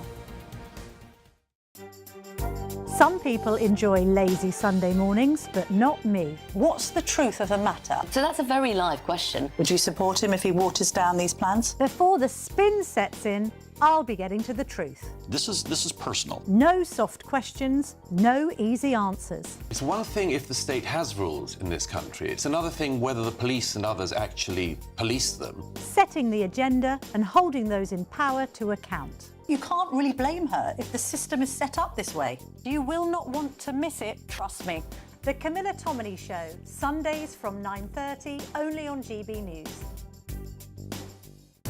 I've been in Westminster for a long time, but I know that though power may be here, its effect on people's lives is across the whole of the country. We may be where rules are made, but it's where they're implemented that matters. Join me, Jacob Rees-Mogg, for forthright and frank discussion on where Britain has come from, where it's going, and where it will end up. That's State of the Nation, Monday to Thursday, 8 to 9 o'clock. Vox Populi, Vox Dei. As soon as it hits 11 and the headlines come in, the Late Edition brings you the breaking news from all the front pages. Because the news is going to happen. So get a head start today. Patrick Christys tonight, Late Edition. Alex Armstrong tonight, Late Edition. From 11 o'clock every night. Only on GB News, the People's Channel, Britain's news channel. Westminster's full of talk, but out here, it's the real world. Am I allowed to talk now? No, that's it. This is where it matters, real people and real lives. That's what politics is all about. The fact that Trump made a good start, no. Straight answers, no spin, and just a couple of pints. How many fingers have I got up? About 10. So join me for Lee Anderson's Real World every Friday at 7 p.m, only on GB News. The People's Channel, Britain's news channel. Do you trust what you're being told? Good, because neither do I. Those are just facts. I'm Alex Armstrong, and on my show, we'll expose the spin. Well, I want to answer that because you didn't let me last time, because you always speak over me. The broken promises. To deny that is denying the truth. And the hypocrisy. Needs to stop. You think we can allow? Politics, policy, parliament. Nothing is off limits. No sugarcoating, no fear of offence, just the truth laid bare. Tune in every Saturday and Sunday at 9 p.m. for Alex Armstrong Tonight, only on GB News, Britain's news channel.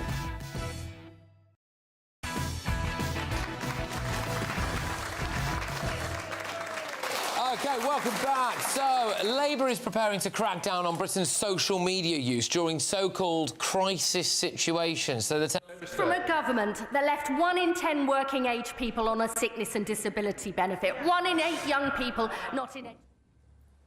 There she is. Technology Secretary Liz Kendall has reportedly warned of plans to strengthen the Online Safety Act, which would give Ofcom, our overlords, enhanced powers to restrict social media activity when they say there's periods of heightened tension. The proposals are said to come in response to this week's knife attack in Belfast and the unrest that followed in the city. But civil disorder did not begin with social media. Britain has seen serious unrest long before the rise of platforms like X and Facebook. There was the Brixton riots, 1981, the poll tax riots, the Bradford riots in 2001. You could obviously go way back in history, couldn't you, as well, and find some others. So is this another example to curtail free speech? And something stood out to me earlier. Actually, Barry mentioned it before. You know, we've got... What they mean there, I think, Christys, is people who post videos of the attack. That's what they were saying. There were clips from Irish state media. There were clips before saying, oh, we shouldn't have been allowed to see this video. But we've just played you clips earlier on of people using social media to actually advertise the illegal journey into Britain. And they're not clamping down on that. I mean, here is the stuff that they don't seem to be bothered about clamping down on.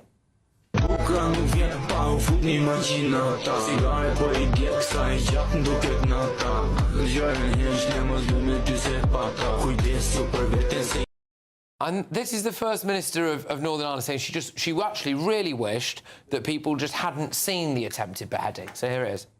Monday night was horrific, and so many people saw that image. I wish people didn't see that image, but unfortunately many people did.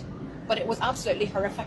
But there are bad actors that are jumping on this and actually using it to stir up hate and tension.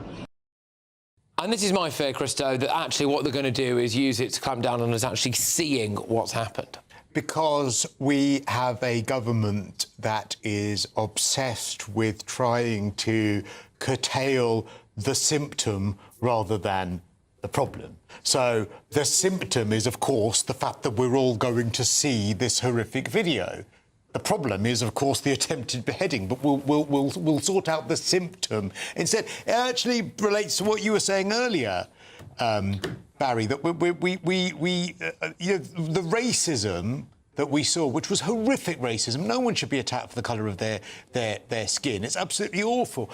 But that is a symptom of what is going on. And so what they're going to do is clamp down on that, rightly, by saying that's absolutely unacceptable. But they're very not curious, I would say, about how we get to that stage. How have we got to the stage where people are angry on social media? How have we got to the stage where people have been radicalised, idiots, to think that that's the right thing to do? It is not the right thing to do, but how have we got to that stage? These are all symptoms. We'll get rid of the symptom and we won't solve the problem. And that could literally be their motto in the next manifesto. No, I'm sorry, a racist attack on a fellow citizen is not a symptom of government, of frustration with government.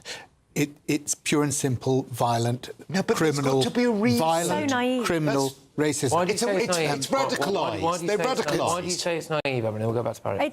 It's naive to try and isolate it from the broader picture. I'm not saying that it's justified. Violence is not justified. Absolutely. But it is part of a bigger picture. The problem for this government is that we have eyes, and it would be very convenient for them if we were blind. That's the problem. Look, Patrick, you're right to say that, riots have always gone on and they didn't begin with social media. Of course they didn't. But at the same time, rabble-rousers have always existed as well. And this last week, we've had Tommy Robinson in Moscow, tweeting out encouraging violence in Northern Ireland. In Moscow. Was he right in Russia? I think he just posted about protesting. What did he say? Did he say something that encouraged violence? I mean, maybe he did. I don't know. But did he? I'd ask anybody who's in the audience to look at it for themselves and to ask themselves seriously whether they thought he was encouraging the riots that went on in Northern Ireland, because I think that was what it was about. So rabble-rousing is a problem, whether it's on social media or whether it was done in the 17th century, right? What's the government actually trying to do? It's trying to stop non-consensual sexual images being posted and kept up there, and it's saying they've got to be taken down within 48 hours. I think that's a good thing. That's not what we're talking about. No, it is, because it's part of the reforms that the government. It's part of all of the package of reforms that the government is trying to bring in about social media. Now, you say on the one hand we should be shutting down those gangs appealing for custom, right? I agree with you. Yeah. But you can't have it both ways. You absolutely can have it both ways. You can absolutely have the criminal gangs not being allowed to advertise breaking people into this country at the same time as the people in this country are allowed to know what is happening and what is being done in front of their own eyes. I'm afraid that is a false equivalency. And you've also gone with this point about no one in this audience or anybody watching wants to have horrible, unconsensual sexual videos being put up. No one mentioned about. So the government's right on that. No one. I'm sure, yeah, of course, right, but I'm sure that no one wants to defend Tommy Robinson either, but what you've done, I'm afraid, Barry, is exactly the problem here, that you've tried to deflect in several different directions away from the main point, which is that the government seemingly wants to treat us noticing these horrendous activities that are happening in the country more than getting to the root problems that are the reason why we have third world savages beheading people in the streets. And that contributes to people going out in the streets and to civil disorder because they feel that the government are not listening to them and people are deflecting from what is the real issue. I will defend anybody's right to protest, whether it's about immigration or anything else. Peaceful protest in this country is an absolute right. But when you get people encouraging people to go out on the streets and throw bottles of Molotov cocktails at the police... And no one here has said that's OK. All I'm saying is I don't want the government to stop us from knowing the crimes that are happening in this country. It's already illegal. Not about that. There's a lady on the front row. Sorry, I would like to hear what you have to say about this. So go on, what's your point? I think it's really interesting what you say, time of crisis. What is a time of crisis? If you're looking at young children, they're being exposed to some really dreadful things online. And when you look at the mental health of children and social media going up, both of them are in very high levels. So mental health is a crisis at the moment for children. So yes, we need to think about, is things age appropriate? And I know that on some social medias you have to prove that. For example, pornography, you have to prove to say that you're over a certain age to be able to have access to that. Does that mean that some of our social medias, where our young people are getting most of their information, do we need to put that into place to support our young people? So I'm just really interested to hear what you guys think of. Are we just focusing on our adults, or is it also that we know that there's a crisis at the moment for youngsters? You're so right, because 80% of parents say they want phones banned in schools. They want the 16 age limit for social media because they can see what's happening to their children. Our children are coming up, on their phones, addicted, getting that dopamine hit, and the algorithms are playing to it and playing to it and playing to it. And it's really upsetting for parents. That's why they support this ban.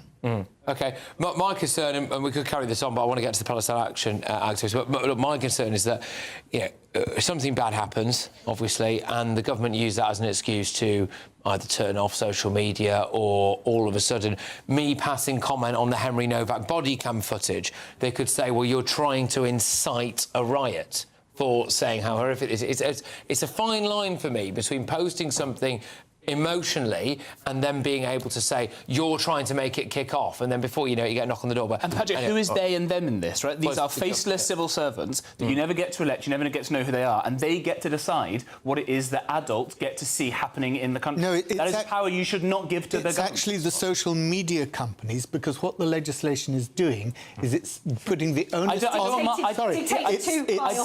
don't want them to under Ofcom what I'm allowed to see either. I want to see the truth of what's happening. I didn't say Ofcom. The social media companies will have to take down posts that incite to violence quicker in times where violence is already happening. All right, well, there we go. Yeah, but again, it's like what incites might. But anyway, fine. OK, look, up next, we've got 4 Palestine Action activists who have finally been jailed after a raid on a factory. And the video is just absolutely astonishing. We've got that for you next.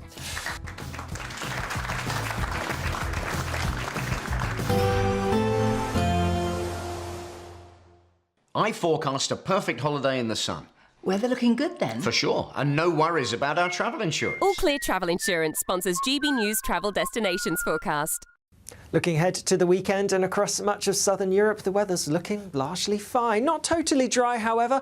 Across some parts of Greece, especially towards the south and around some of the Greek islands, there will be some showery outbreaks of rain around. 1 or 2 showers across parts of Italy, otherwise largely dry. Largely dry for much of Spain, just towards the west. Outbreaks of rain, these affecting Portugal too, but towards Madeira and the Canary Islands, it's looking dry here. More fine and at times hot weather to come into next week. All Clear Travel Insurance sponsors GB News travel destinations forecast. Hello, good evening. Welcome to your latest GB News weather update brought to you from the Met Office. A warmer and sunnier weekend to come, particularly compared to the weather we've had this week. There's still going to be a few showers across more northern areas at times. That's because low pressure's dominating these areas. Meanwhile, across the south, high pressure's building in.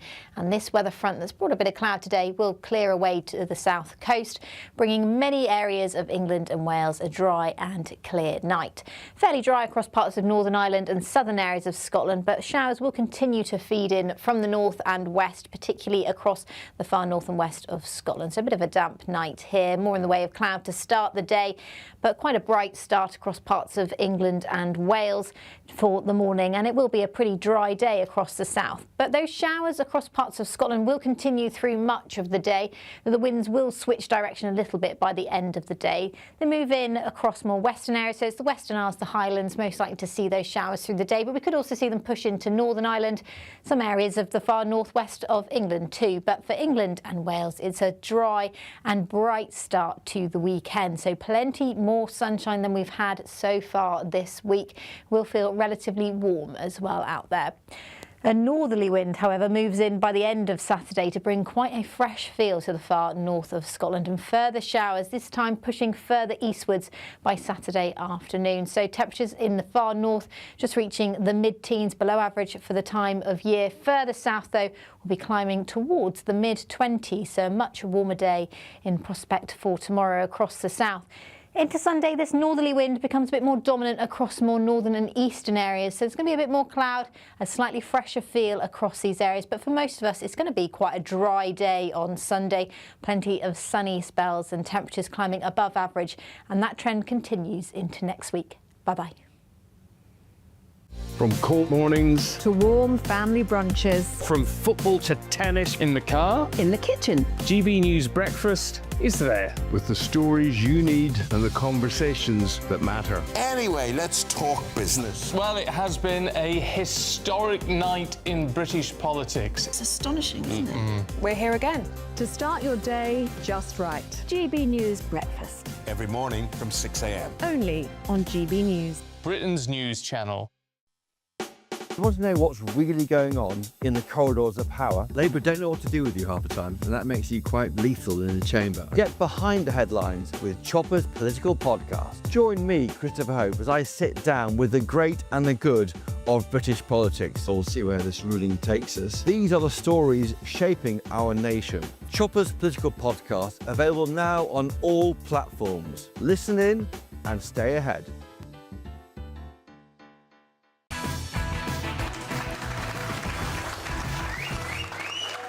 Welcome back, everybody. Thank you very much. Now, just to tease ahead to the 11 o'clock hour, some breaking news is that apparently Morgan McSweeney is back advising the Prime Minister.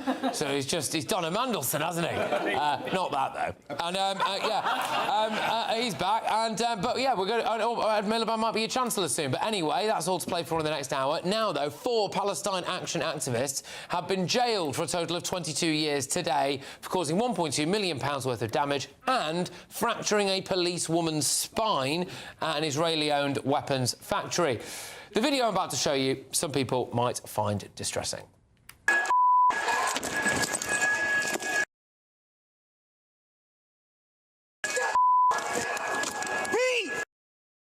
Well, that was the moment that a hammer was brought down on a female police officer's spine. Charlotte Head and Leona Cameo were each sentenced to 5 years in prison.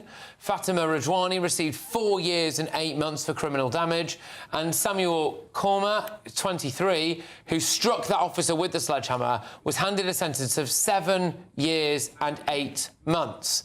Each will also spend an additional year on licence and face 15 years on terrorist notification requirements. And I can tell you this, in the last few minutes, Zach Polansky, the leader of the Green Party, has tweeted this. Gut-wrenching to see 4 young people jailed for direct action against an arms supplier for Israel. Years in prison for protesting to save lives in Gaza, with terrorism used, despite no jury convicting them of it. A truly dangerous attack on the right to protest. One of them shattered a police officer's spine with a sledgehammer. This guy is leading a political party in Britain. It's scary stuff. Vile. It's absolutely vile. This is not direct action. This is not anything to do with the right to protest. This is violence and criminal damage. As you said, you know, attacking a police officer in such a violent manner.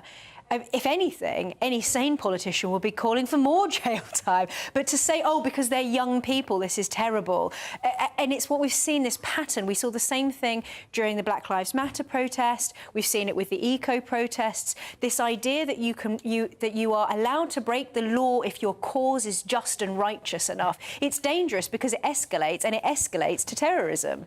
And also, I think it highlights how mad many people have been driven by the Israel-Palestine ongoing conflict, the way that this has become the single most important thing, a conflict that's very complicated, that's a very long way away, has become the single issue for, frankly, millions of people in the country, to the point that Zach Polansky, an awful person by all accounts, is so popular with that section of it. As Emma said earlier on, what happens if there are other geopolitical issues and wars that flare up? Last year, there was very nearly a full-blown war between India and Pakistan. Who stopped it, by the way? Donald Trump. Not that he'd get much credit in some corners of the country, but he stopped that. What happened if there was a full war there? I flew back into the country when that was kicking off, and the Uber driver who picked me up from the airport said, "I'm Pakistani, I hope we bomb the out of them." What do you mean? Who do you mean them? I mean the Indians, of course. And that's obviously not representative of many people living in the country. It's just one person saying that. But if that is to be reflected, and if other conflicts around the world that could kick off, because we have got so many of these people in the country and they don't feel that they are as British as perhaps they should, you will see more of these kind of issues, whether it's Israel and Palestine, India, Pakistan, or any other as well. And that, again, is a national security terrifying issue. The hypocrisy here is that people like Zach Polansky will have looked at what we see in Northern Ireland and what we saw in Southampton and go, isn't it terrible that these people are attacking police officers? How dare they attack police officers? You've got a female police officer with a broken spine here, and Zach Polansky thinks it's banned that those people who did it went to prison. Christys, shocking. But was the perpetrator circumcised? I think that's what Zach Polansky will probably be asking as well. I mean, it is absolutely repellent that... I mean, there is protest. Everyone has a right to protest. No one has the right to put a hammer to someone's spine. And the fact that he would then see that as a terrible thing that this person goes to prison. And, of course, he's got form because we remember how quick he was to post about the police officer who was disarming the person with a knife. And Zach Polansky was saying it seemed disproportionate and then had to roll back on it and apologise afterwards. I kind of love it, though, in a way, in as much as it's just exposing. The more that he gets this attention and the more that we see this, the more that it shows exactly who he is. So keep going. Keep sending these posts, Zach, because we see you. I mean, how can someone like this seriously be leading a political party in this country? Well, look, Patrick, I began this evening by saying that no matter what your grievance, you don't have the right to engage in violence. And it's the same whether we're talking about Northern Ireland or whether we're talking about, you know, the attack that was made on that factory and the assault on the police officer.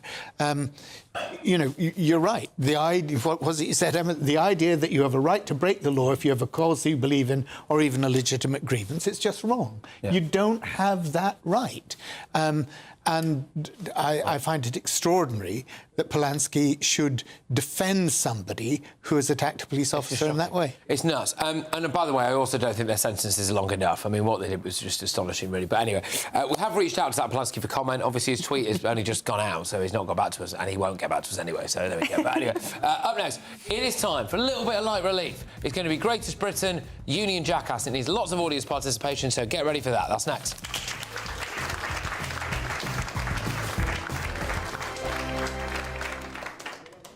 GB News Breakfast, every day from 6 a.m.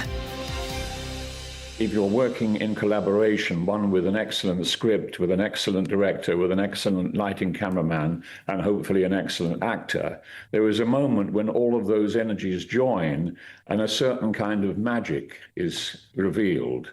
And one can see that in so many great performances that one can see on films that, of course, are not AI generated. I mean, I ask myself the question, could an AI generated film be as good as Apocalypse Now or The Godfather? It's so funny that you mentioned that, because I had a call with the producer of The Godfather just 2 days ago about how we can work together using AI. So he thinks that it's another tool in the sandbox, that you cannot replace human creativity. The People's Channel. This is GB News, Britain's news channel. Baking award-winning biscuits. Sawley Kitchen handcraft a variety of shortbreads, cookies and ginger thins. And the North Yorkshire Bakery is celebrating National Biscuit Day. I mean, a whole day dedicated to the biscuit. Like, you have to, right? We take traditional biscuits like cookies, ginger thins, and put our own spin on it. And I'd probably say that ginger thins are the most popular. When you snap it, that noise is amazing. Down the road from the bakery, we asked the people of Ripon for their opinion. Well, it's probably a Jaffa cake, but that might be a bit controversial, mightn't it? Because some people say it's not a biscuit, but that's my favourite. I always used to have it when I used to go and visit my nan when I was a kid. Definitely a chocolate hobnob. It's comforting. And no, I'm not a dunker. GB News, the People's Channel. Martin Daubney, weekdays from 3 p.m. The travellers have arrived at the cricket pitch, and let's be frank, they're not very welcome. Seems to be a pattern of just taking over public land like this, and should that stop? If you try to book onto a campsite, i.e. a regular campsite, with tents and there's shower facilities, etc., where tents, caravans go, motorhomes, your point blank will be turned down as a group. It's just impossible to get onto a campsite. I can appreciate it's a cricket field, but that's what they're doing. They're camping because they've got nowhere else to go. OK, well, let's get the Formula A boss MP and Graham Jones on now. Graham Jones, it's not cricket, is it? Volunteers spend hours cleaning these places up. They spend hours investing in them, and then to have them just turned into a rubbish dump or not be able to use, and in this case and in other cases, the abuse that you receive is just incredible. I mean, it's just not acceptable. The People's Channel.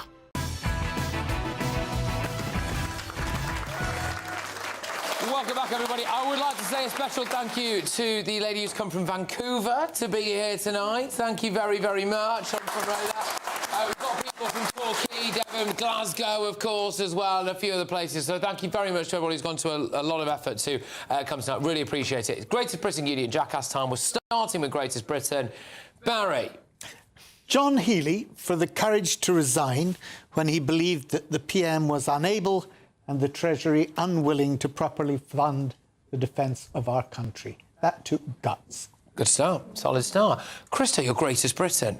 Collectively, those people that stepped in and saved the man's life who was the victim of the attempted beheading in Northern Ireland. With the hurley stick. Yeah, with the hurley stick, yes.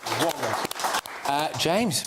It's Jonathan Hall Casey, who I think has been mentioned earlier today, the independent reviewer of terrorism legislation, for saying that migration is an international security issue and worrying about everything I've been saying this evening. OK, good stuff. Emma? The myth, the legend, Sophie of Dundee, who is the girl you will remember who was holding up the young girl who was holding up the weapons. To be clear, Yeah, not condoning children carrying around weapons, but she has been vindicated today in the courts, and the people who the children claimed attacked them have been convicted. Yes, it's a famous picture of the girl with the axe and everything, and everyone started having a go at her, and it turned out that actually they did try to assault her, these people. So, yeah, anyway, right. OK, right, so let's vote on this quickly. So John Healey for Greatest Britain for resigning. OK. The people who stopped the Belfast... we might be able to save ourselves a bit of time here and go for them, because that is obviously who's going to win. We can go for Union Jackass now. Barry? Tommy Robinson. Here he goes again. Russia, with whom this country is not on the best of friendly terms. There he sits and he tweets to encourage people to go and protest against the British government in Northern Ireland. He's going to tweet about you in a minute, I think. There we go. Anyway, OK, Christo? Yeah, I have a very, very important one, actually, for mine tonight, and that is Dusty, my rescue puppy, who did that. Can you see the picture? That's my sofa cushion this week. I don't know whether we've got the video of what it looked like in my house as well. We don't have the video. Well, I think this is one of the most important stories of the week, actually. I wanted this at 10 o'clock. So Dusty's in the doghouse? Dusty is in the doghouse. She's the rescue dog. She's destroying my house. She's destroyed my sofa. She's destroyed my upholstery. And it's been a tough week. James? She didn't mean it. She was trying her best. Yeah, you're the jackass for leaving her alone. Right. She's a puppy, for goodness sake. Justice for Dusty. You should be looking after her. James and I are working together on this. Humza Yousaf, the former First Minister of Scotland, who defended the people who have now been convicted of saying to the 12-year-old girl that Emma just mentioned, "Hello, sexy, I'll show you a good time." Whereas these guys have now been convicted of attacking these girls. Humza Yousaf rushed to these people's defence against the terrified 12-year-old girls, and he's been shown to be a massive union jackass. Classic. Right, very snappy now, Emma, please. Sorry. Well, it's tech sec Liz Kendall for deflecting and making it all about social media. OK. Trying to silence us. All right, OK, so we can have a vote on this. Tom Robinson for union jackass, anyone? Nope, OK. Dusty the dog? No, you see, Justice no. for Dusty. Thank you, Humza Yousaf? OK, all right. Humza Yousaf is the union jackass. Humza Yousaf is the union jackass. Right. OK, look, thank you very, very much to my wonderful panel. Thank you to you. If it's your first time here, I hope you've enjoyed it. I hope you come back. And well done for coming all the way from Vancouver. Really appreciate it. And we've got another hour coming your way from Pages. Looks like Ed Miliband could be Chancellor. And Morgan McSweeney is back advising the Prime Minister. There we go.